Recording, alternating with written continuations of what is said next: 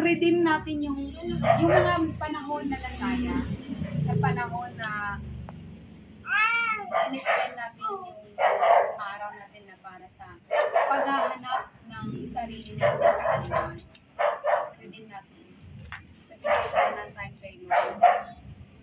Sabi nga, discuss na namin sa pastor namin, sabi nga niya, kung kayo dati tumalikod sa Panginoon, din ikaw ang natin.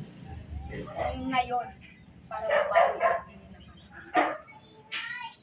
So, i-double time natin yung pakikinig sa salita ng Panginoon. Yung nasayang na almost 20 years, hayaan mo na yun. I-double time natin.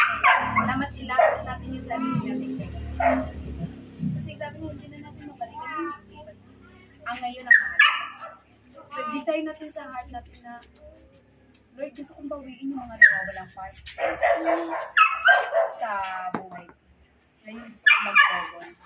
Kaya yung ginagawa ko, kasi yung tagal hindi na siya, hindi ako nag-share. Ang tagal na hindi ko ito ginawa. So, nag-double time ako. Nag-gawin ng bangin. So, sabi nga dito for the fruit of the Spirit is in all goodness and righteousness and truth.